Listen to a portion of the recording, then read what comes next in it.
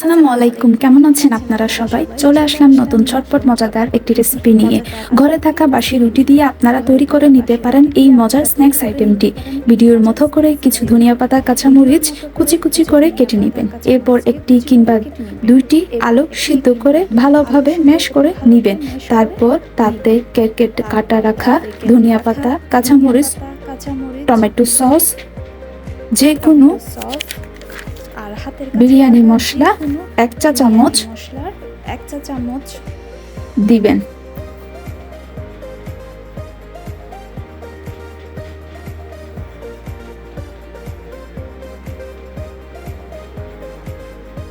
সাথে সামান্য লবণ, হলুদ,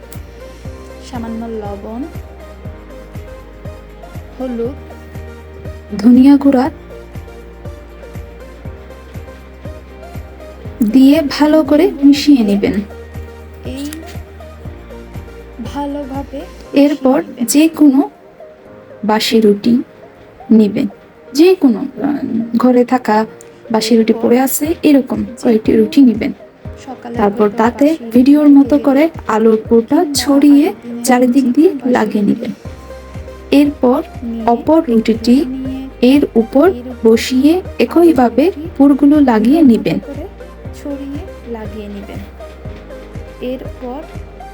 ভিডিওটিতে আপনারা দেখতে পাচ্ছেন যেমনটা করে আমি লাগিয়েছি, একটার উপর করে একটা পুর দিয়ে দিয়ে যতগুলো রুটি থাকে ঠিক ততগুলোই লাগিয়ে নেবেন, একটার উপর একটি করে। ভিডিওর মতো করে একটির উপর আরেকটি রুটি, এর উপর সাথে আলুর পুরটি ভালোভাবে দিয়ে এর উপর আরেকটি রুটি দিয়ে ভিডিওর মতো করে পেঁচিয়ে নেবেন।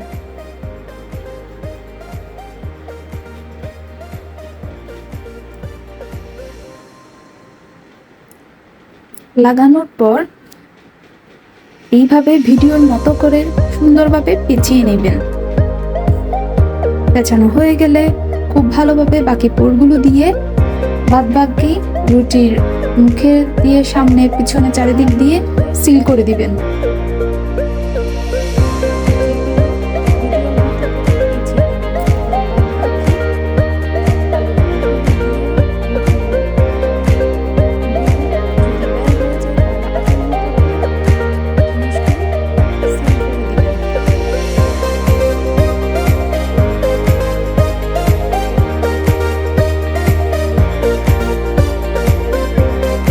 এরপর ভিডিওর মতো করে স্লাইস করে করে কেটে নেবেন।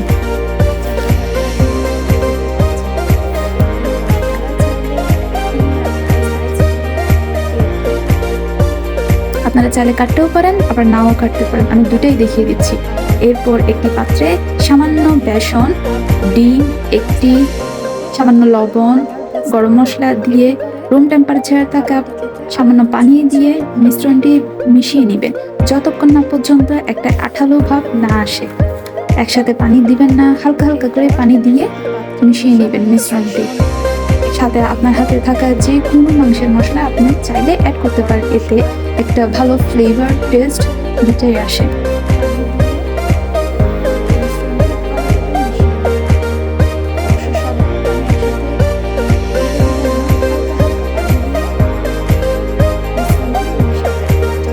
এরপর রুটিটা যেভাবে আমি মাখিয়ে রাখছি আপনারা চাইলে আগেও কেটে নিতে পারেন কিংবা এভাবেও কেটে নিতে পারেন।